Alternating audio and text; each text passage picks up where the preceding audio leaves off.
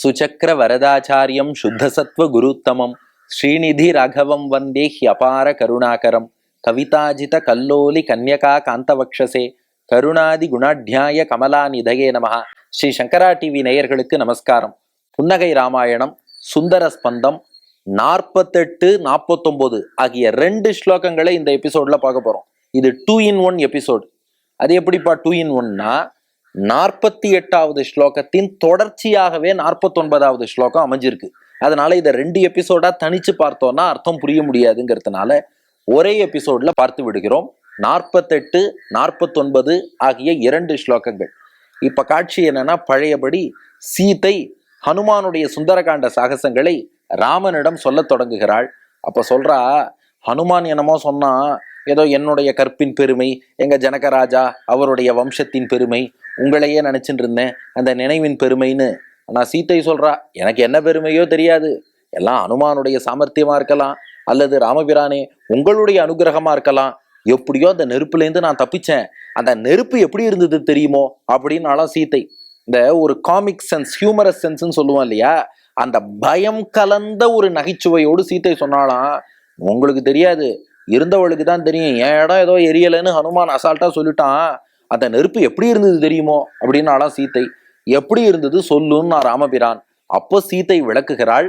48வது ஸ்லோகத்தை முதல்ல சேவிக்கிறேன், அடுத்து 49வது ஸ்லோகத்தையும் சேவிக்கிறேன். அந்த தொடர்ச்சி எப்படி வருகிறது என்பதை நீங்களும் பார்த்து கொள்ளலாம். நீங்களும் 2 ஸ்லோகத்தையுமே சேவிக்க தயாராகுங்கள்.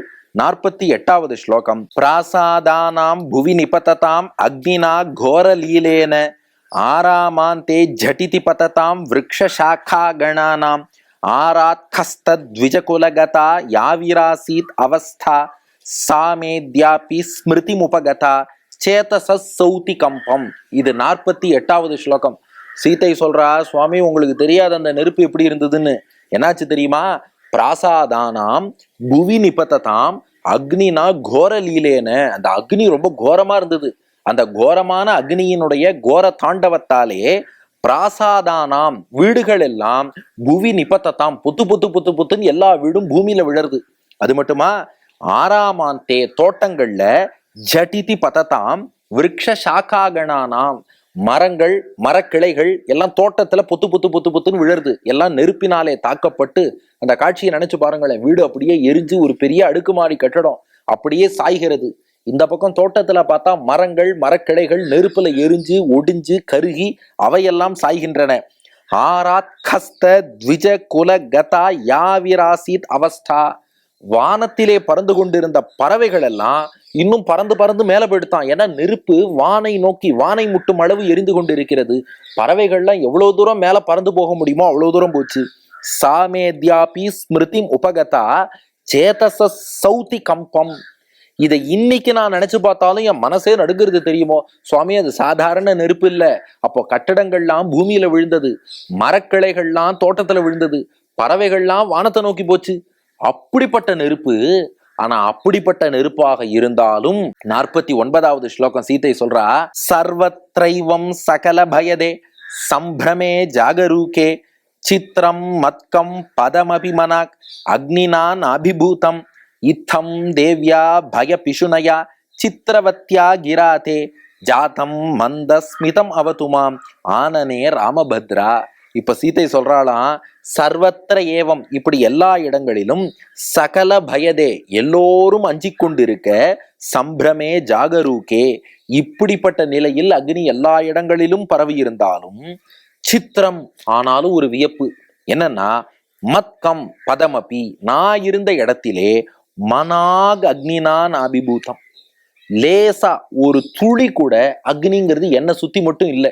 இந்த காட்சியை நினைச்சு பாருங்க நான் சீத்தை. அப்போ மற்ற இடங்கள் அப்படியே வேற எங்க பார்த்தாலும் அப்படியே கட்டடங்கள்லாம் கீழே விழருது, மரங்கள்லாம் சாயறது, பறவைகள்லாம் அஞ்சு மேல போறது. நான் இருக்கும் இடம் மட்டும் சித்திரம் மத்கம் பதமபி மனாக் அக்னினா நாபிபூத்தம், கொஞ்சம் கூட அக்னியினாலே எரிக்கப்படாமல் நான் இருக்கும் இடம் மட்டும் இருந்தது. இத்தம் தேவ்யா பய பிஷுனயா சித்திரவத்யா கிராதே.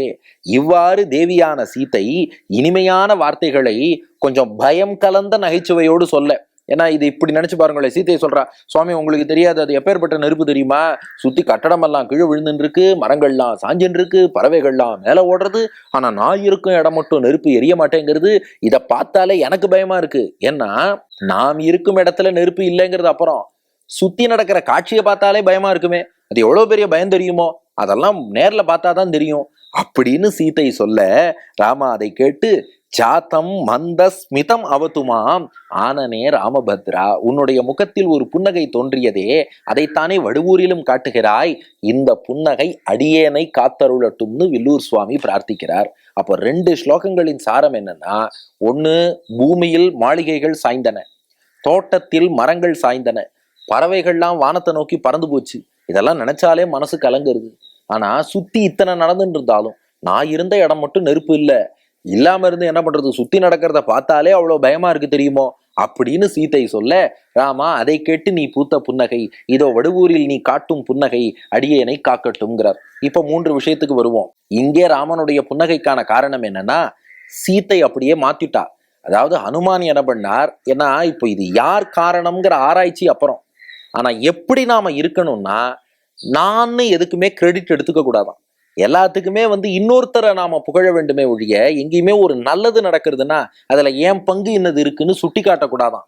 அதனாலதான் இப்ப சீத்தை என்ன பண்ணிட்டா, ஹனுமான் என்ன சொன்னார், ஜனகனுடைய வாரிசு, இவள் கற்பின் பெருமை, ராமனையே சிந்தித்திருக்கிறாள், அதனால நெருப்பு ஒண்ணும் பண்ணல.